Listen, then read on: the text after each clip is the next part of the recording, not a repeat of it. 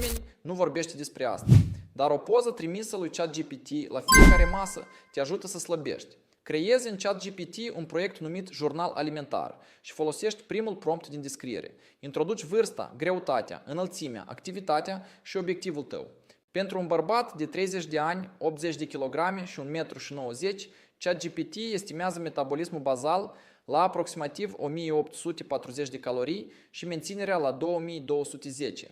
Pentru un ritm rezonabil de slăbire, stabilește un buget de aproximativ 1710 calorii pe zi. Dimineața trimiți fotografia micului dejun. ChatGPT recunoaște alimentele și estimează cantitățile.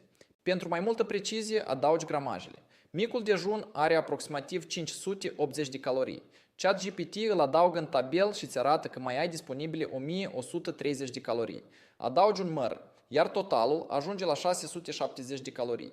Îți mai rămân 1040. La prânz trimiți următoarea fotografie. ChatGPT recunoaște somonul, cartofii, salata și uleiul și calculează masa. Prânzul are aproximativ 720 de calorii. Până la cină ai consumat 1400 de calorii și îți mai rămân 310. Înainte să mănânci, verifici cina cu ChatGPT. Masa are 490 de calorii cu 180 peste limită. ChatGPT păstrează mărul întreg, reduce celelalte porții și coboară masa la 280 de calorii. Confirm cina, iar rezultatul final este 1680 de calorii consumate din 1710. Asta este metoda. ChatGPT estimează fiecare masă, actualizează tabelul și îți arată permanent cât ai consumat și cât îți mai rămâne.